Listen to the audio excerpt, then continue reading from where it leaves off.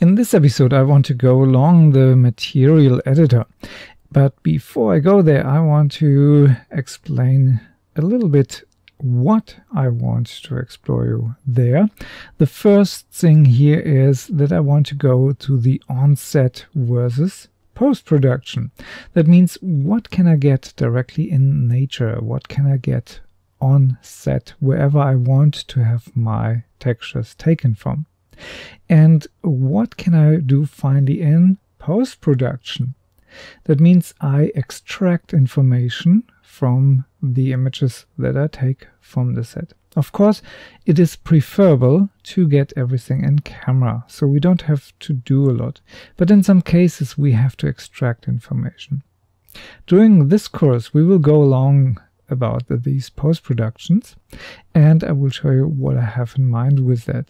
But for now, I want to give you only a guide where we need what kind of material. The next point here is then image or Cinema 4D.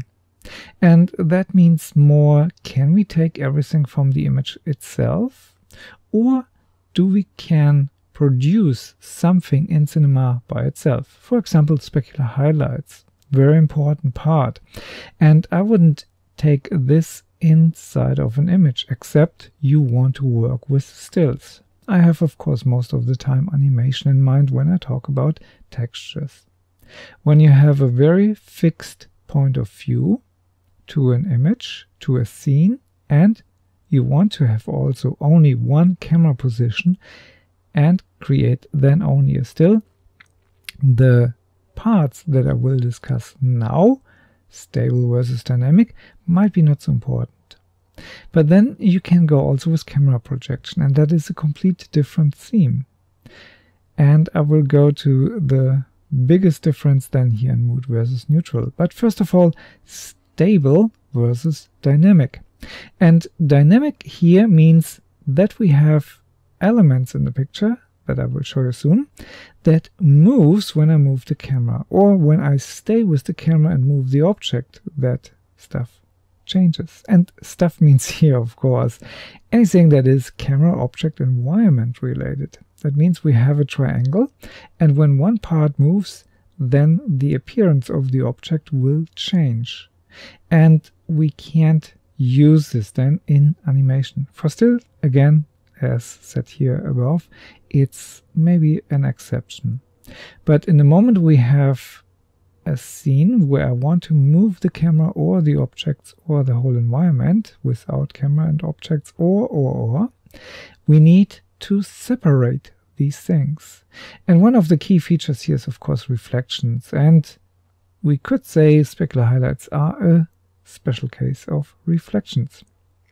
There's more to say about this, but I want to give you these 3 points here as main differentiation when you go and shoot images. Can you get everything in an image, or is it needed that we have a post-production? Because when you keep this in mind, you might shoot a different image finally. Image or Cinema 4D, that means you know, of course, Cinema 4D and what you can do there.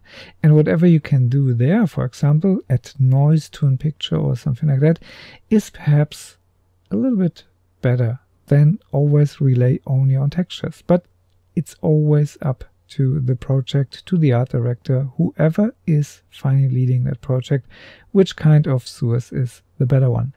Stable versus dynamic, the biggest theme, because when we have dynamically content in the image, we have to extract that. And that is sometimes not that simple. And sometimes that is not possible in post-production. We have to make decisions on set while we are shooting. And that sums it up for the 3 main areas that I want to give you before we go through the material editor. There's one very important part here, mood versus neutral. And I thought first I go through each and every tutorial series with a discussion about white balance. And white balance seems so okay, just do it and you are fine. That is not really the right idea about white balance. the idea is you have mood and you have neutral, as I call this. And mood means, for example, a sunset. If you have now a material that you want to shoot inside of the sunset and you want to contain this mood in the picture, for example, for a camera projection or for a panorama, then you don't want to white balance with a gray card, because then the mood is destroyed, just like that. And for textures, we prefer, of course, to go neutral. There might be an exception when you shoot all textures for one single scene, for one single mood only, and you don't want to use the light to get this mood. You want to have the real textures. Most of the time we want to use all the textures, of course, inside of one object that can be illuminated for a sunset, for high noon, or for morning, or for the night.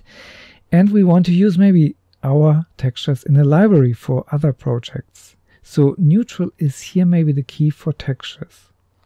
For HDRIs, for panoramas, and for models, and especially for anything camera projection, that might be a different case. So have an eye on that, and I will discuss this in detail, of course, in the white balance series. I have extracted this from all the series because I thought it's a central theme, and so white balance is in the middle and all of the other themes looks exactly to one central point, so I do not repeat it too much as I did here now, perhaps. So let's go over to Cinema 4D and to the material editor. I stay here in Cinema 4D, and in the material manager I double click here on the icon and I get my material editor. And the material editor contains everything finally that makes the appearance of my object. Everything is of course a little bit too much, because light is finally the main idea to make everything visible. Without light we don't get a lot out of it, maybe except for some other channels here, but the idea here is not to go now through all of that and explain each and every little parameter. That's not the target of this series here. What I want to explain here in this episode is we have a shopping list here. And this shopping list here is of course based on the idea that we split up as much as possible to gain the most control, to compose finally out of all these options a material.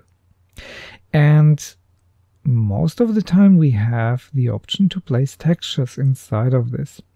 And of course I want to go here through these options very quick, very rough, so don't be afraid that it is too long. And before I go here, I want to go through some images to clear up some ideas so you know what I'm talking about. For that I call up here my picture viewer, and in the picture viewer I have here already some images. First of all, the worst case for a texture is of course when we have too much information in it. As I've said before, the more we split information into different channels or parameters, the more control we have. If everything is merged together, like in this picture here, then we have no chance finally. This works here of course as texture when we don't move the object, the environment, and the camera. When this triangle of these three things stays hard together. And light is excluded here because the light is already in. We wouldn't put any light on this on top. So a texture really, that is not really a texture. For camera mapping perhaps, but no movement, because in the moment I move anything, it would be a dead giveaway that the reflections doesn't move. So we have here the problem with specular highlights, with reflections, with the material that is very, very sensitive to light, of course. We have in the shadows here some skylight, bluish, and we have, where the skylight is not, something that some people would identify as ambient occlusion. I do not like to use this term for that because it's always light dependent. What we see here, ambient occlusion, is an artificial process that just takes the geometry into consideration. And without proper compositing, where we take maybe a light path and take the ambient occlusion out of the areas where the light is the brightest. I wouldn't go there and say that's a proper technique. Of course, it supports in the right mix an image. Anyway, so when we compare this with this picture here, you can see here the reflection has changed dramatically with only this small camera movement, and also the reflection here, and let's call it already a specular highlight here, because it breaks up. And whatever you think is a specular highlight, I will go with that. But the idea here is, of course, we have a change in the surface. And that is pretty much everything that disables this image here from the start to be used even partially as a texture. We can use the color, or where we have no reflections here, and make something tileable. I don't know. So we have here a big problem. This is nothing that will help us. What it finally is, it is perhaps a good reference image, but we have no gray card, no Macbeth chart, so we have not really an idea which time we have here, which daytime and light and so on. So reference is here more or less very questionable. Questionable as well because I have adjusted here this image. They are not linearized. And that is, of course, something that we expect from a good texture, that we don't have the highlights rolled out, or that we have at all a curve applied to it, or just highlights moved in and the darks and the shadows moved and the midtones and perhaps some clarity in and saturation bumped up and so on and so on. All these deformations that an image can get, which looks maybe nice as a photo, but for a texture, this is maybe sometimes the end of the story. Then we have here something that I want to show you here as well with the reflections, and you can see here the pole is moving. So we can't use here just that. And this looks pretty bluish. It's the same car here. No kidding. So you can see how much that changes here. This looks now here completely like a pale blue car, but it isn't. And so we have to deal here with a lot of subjectivity inside of these pictures. And of course, this street here is not that dark, but I have set up this picture because I liked it. For a picture, that's okay. For a texture, that's maybe a discussion. Also, the sun was not that golden, but it was a late evening, as you can see here on the long shadows. The yellow is not that bright, that's the saturation. Just to give you a hint where to look when you get textures. Is that possible? Looks that right, or is it just nice? And there's a big difference. And then we have, of course, things like reflection or dull reflection, like this one here, and transparency. Can we photograph transparency? I would say no, but we can, of course. We can put here maybe a green cardboard or a black cardboard or a white cardboard. Whatever the glass has in terms of dirt, we need exactly the opposite then behind. And of course, to have one time a white, one time a black, perhaps a green, then we can pull keys with differences and so on. And then we get the transparency or opaqueness of the dirt from this area here, and we can use it. But that is, of course, not always possible. When you shoot maybe in skyscraper, you can't put behind every window a cardboard. So we have to synthesize then the glass. We can't just photograph it. Sounds maybe very logical, but I have to go through all of that. So then we have here reflections, and if the light would here brighter, we would talk here about specular highlights. And of course, this changes here then, and have a look here to this little pin in the next picture. There, it splits. And that means there is something in the glass that refracts it. So there is maybe something like you can see here that is a little bit different to give a nice effect. This is also something that is really hard to photograph, and I wouldn't do that. I would model that and set it up in the material. Just to differentiate what can you get out of Cinema 4D, what can you get from set, and what is post-production work when you think about this dirt here on the glass. If you want to photograph it, you need something directly behind it, otherwise it's nearly impossible to drag out of one single image. And then we go further, and we have here again refraction. This is really hard to photograph. Perhaps we could put something behind this and then have maybe some gradients here. I don't know. I don't think so. But I always think someone will come up with an idea how to do this. Also, this metal here, you can't just photograph it and put it on an object. It is light dependent and environment dependent. So whenever you move the camera and this texture here from the light and the surface stays exactly the same, this is a dead giveaway that it is a texture and it looks artificial. Not a good idea. And of course we have to discuss about all of these more or less sculptured things, which have specular highlights or reflections here. And as you can see, when I click here through, this has really depths in it, and that is of course possible to photograph. And I will do this in a little session. That's possible for small objects, of course. And I guess if you take enough pictures and you use special applications, then you can create depth maps out of this and use it for the displacement channel. Or when you use those areas here, you can just take the black and white and put it in bump map. It's not precise, it's not perfect, because the shadows becomes then the lower areas, and the shadows are only there because there is on the light side something higher. So it's not really precise, but when it looks good, it's perhaps okay. So I went just through this list here to give you an impression what we have in our material editor, and we go back to this one. What I want to do here now is to go through our shopping list again. And again, I don't want to explain the whole material editor. I think I have done it, and it's pretty old what I have done years ago, but there is not so much change. The logic is the same, and I think you are already pretty familiar with it.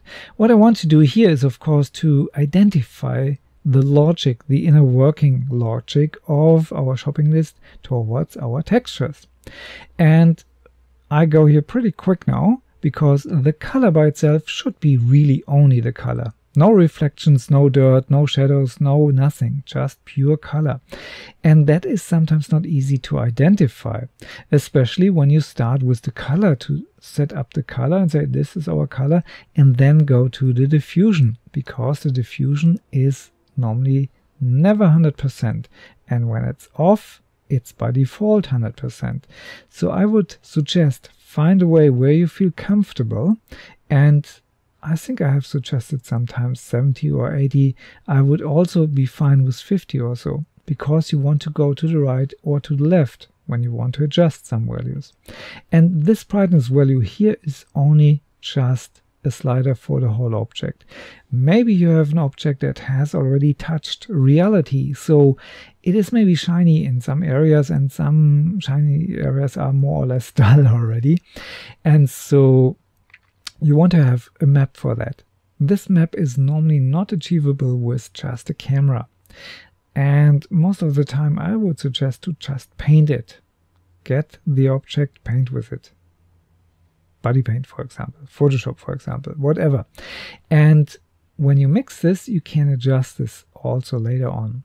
And I would go really dark normally on the end, because most materials are more in this area or in this maximum area. This is already the exception. This is absolutely not natural. And that is normally why people say in the color channel, never use white. That's not really natural, because this is too much what the light finally gives. When I take this here out, this is super bright, and with no diffusion, it's nearly impossible that so much light gets reflected. One in, one out. That's not normal. So with the texture, you see it's already darker, and with the diffusion, it gets even darker. And when you go that dark, you will see that you have to crank up the light a lot, and then it looks already much more natural. And please check out the light series with at least the detail and the contrast. Very important part. Anyway, diffusion. It can affect with the texture and the brightness, of course, the color. It's hardwired. There is no option to check this off. And it can affect the luminance, our next point, and the specular and the reflection. Sometimes that makes sense. It's based on your idea. What I want to do here is the logic of textures, not explain how the material editor works. Otherwise, I am going to 1 hour and over.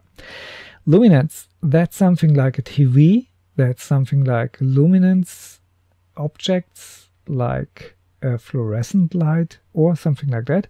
And normally this is done with modeling and just the color, but you can have here, of course, a texture. And the texture is typically something like a TV screen. It is self-illuminated. And luminance is, so far I understand it, the term for the perception. Luma is the absolute value, luminance is the perception. So you take an image, and when it looks right, it is right, and we hope for the best. Texture, and it should be exactly as it was. So when you want to photograph a screen, for example, switch off any light so you have no reflections and bounce lights, no speculars on the screen, and you get really the information. Luminance. So without anything, we have nothing. And I go here back to maybe just color. The next one is transparency, and we have discussed this. Transparency by itself is really hard to photograph. If you put something neutral behind, you can pull a key, and this gives you a mask, and this mask goes into the texture. I will discuss this in a series. So this would be then not the right thing to do only on set. You need to do it in post-production. So that's also something that you can do in Cinema 4D, but you can do it also in texture. It's up to you. Sometimes it's not possible to use textures for that you photograph, because when you have a skyscraper, that is not possible to put in each window just a cardboard or something like that, if that is black, green or white, whatever. It can be painted here, of course, textures, but that is not part of the series here. Photography is the series and not painting. So what we can't do here is, of course, the refraction and all these other parameters here. The total internal reflection, for example, exit reflection. That's nothing that we can adjust with textures, but we can change this here, of course, as you can see in the preview, with parameters, and that's fine. So we have here some areas that works exclusively inside of Cinema 4D, and that is perfect, of course. We can influence this in terms of color and so on. Colors also maybe with the textures. And then we come to reflection. The reflection itself is only the amount of reflection, not the reflection by itself. And I will go in the series to everything that is non-metal, because that is possible to subtract with the polarization filter. Metal reflections, like the mirror in your bathroom, for example, or something like this here, is not possible to extract with a polarization filter, and I have no idea how to do it otherwise. There might be an idea to just take a big white light behind it and then not and take the difference key from that, but I doubt that you get something very useful, or if the effort is really worth it. Sometimes painting those areas is faster. The reflection can be also blurry. There is no texture for that, but texture here is just a gray value or a color even that influences how much this object is reflective. And 100% is also always a little bit beyond the possibilities of the world in which we live. It's always below 100. You could go higher, but that's maybe for science fiction. Okay, back to the theme, to our shopping list. The environment. This is a texture that is a part for the panorama area or HDRI panoramas. You can place something in it, and it's its own little universe then. Nothing else will get this reflection except secondary reflection from this reflection. Environment. The texture, please check out the panorama or the HDRI series. Fog is also nothing that can contain a texture, so we can't photograph this, and it's by itself not simple to photograph, and it would be more for the camera projection or frontal projection. Bump maps. This is normally something that is artificially extracted from an image, like I have said, with the little bumps and the shadows, or you create something. Most often we just use here noise or a texture that finally creates then something that gives me that area here. Bump is always a black and white idea, and it calculates the change of tonal values. It doesn't change when you have black and white where the specular highlight is, but if it changes gradually from black to white, the specular highlight moves a little bit, the reflection moves a little bit, and the change between black and white changes the normal direction. It's a very powerful, fast effect, but it is a simulation, and the borders of the object will give away that it is just a simulation. The normal path is something that you can't really photograph. I have seen people doing this with lights from the left and right with different colors and photograph this in passes, put this then on top of each other and create then a normal path.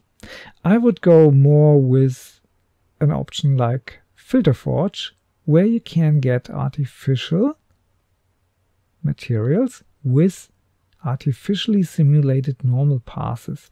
That's a very efficient way, and I will discuss this pretty much on the end of the series, because I want to give you that as an alternative to photography, because it's sometimes pretty photorealistic what you can get with it. The alpha channel is something that is typically just keyed out post-production from an image. It's similar to the way we could create transparency, but alpha is normally where we put the boundaries of the material or where we cut something out. It's most of the time post-production or painted. Specular. What we get here from the specular is of course the specular color, or we can even use here texture inside. So when we have a texture inside of this channel here, the specular highlight that goes over the surface while we are moving with the object or with the camera changes then in color or in quality.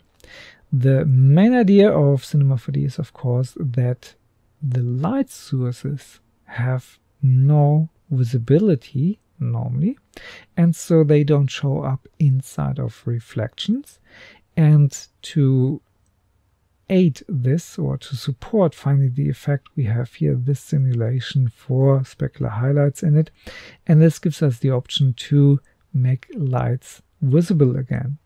Of course, this is a simulation, it has limitations, but it is also very fast, and when the object by itself has no reflections at all, this is the way maybe to get something on the surface. And we can have many options in it. As I said, I do not explain the material editor, I explain where we can use textures, and this texture here is for the quality of the specular. It is not the specular highlight itself, it is like a texture for the specular highlight by itself. So when you have here maybe a coat over this paint, and this coat would be maybe yellow, then this highlight here would be maybe a little bit yellowish or something like that. Okay, so glow has also no texture, so we can't really photograph this, and in reality that's pretty much impossible to have this as a texture. But it is fed of course here from the material color, and so it has a little influence. If we put all our diffusion information in the color, the glow gets also a little bit messed up, but maybe you want to have that. Again, I'm open for discussion. I know many people argue me with my idea to split everything, but everyone is its own artist and has to find its way. Displacement again. This is something that I want to discuss with you later on, where we had here the last picture in the picture viewer, this mask, and I want to dump this in a milky fluid. Not this one here, something else. And then the more dense the fluid becomes, the less we can see this object, and in this way we can photograph then the depths of it. Works only with small objects, but sometimes that's very efficient. And the idea of displacement is that we move points around. That's all it is with this setting here. So the texture by itself can be just black and white for these guys, or in colors, where we move then with R, G and B the X, Y and Z areas around for each of that, or red and green for up and down, red up, green down, or the opposite way based on our settings here. What we can do here as well is, of course, that we take a texture inside. This texture has information and the texture moves points around. If we go then here to sub polygon displacement, this texture by itself is analyzed and creates, based on the subdivision level, new points where it is needed. So whenever the color or the brightness of the texture changes, we have then more points. This can be very expensive in terms of rendering, but we can use a texture here. This texture again is normally nothing that we can photograph directly on set. It's post-production, or we produce it very specifically for that. Painting is most of the time the way to do it, and I will show you that of course later on. Okay, that is all about the channels here. A little appendix here is of course the editor, and the editor gives me here the option to change maybe the preview. But be careful, when you have a lot of textures, you can eat up a lot of RAM here, and that is sometimes a little bit dangerous because it can slow down everything, and maybe you don't need to see it in that sharpness. Maybe with 1 megabyte this is already nice. The editor display gives you here the option to maybe just switch off something, and then you can see maybe exactly only the channel or the mixture or whatever, and you can go here also to say give me only the color channel, and when I say here I have the diffusion on, go back to the editor and I can say combined, then I see the full result, and so I can select maybe hundreds of materials and change this in one step. So show me only diffusion, then I get here the gray value or the color and so on. Very helpful, and you can switch these guys here on and off as well. If you have animated textures, that would be then instead of a picture, a movie file, and that would help here as well. Helps also with animated noise. Illumination. Very important, not really something for the texture that we create with photography, so very short here. I encourage everyone to get familiar with these three guys. If you have, of course, no light in it, only illuminated or luminance based lights and GI, this is switched off. There is no effect in it. And back to our chart on set. So you have already gotten a much deeper view now into the scene, what you can get directly where you shoot the images, and you keep in mind always what you want to extract later on in post-production or what you want to do. Sometimes it's very helpful to shoot a little bit more than needed. If the image is sufficient, or what you can do in Cinema 4D, that is urgently needed to be known when you shoot on set, because that helps you a lot to make decisions as well. And when you shoot something, you want to know, is it a stable datum that you get in front of you, or is it just dynamically and you have pretty much shot something that is not usable at all? And again, if you talk about animation, of course.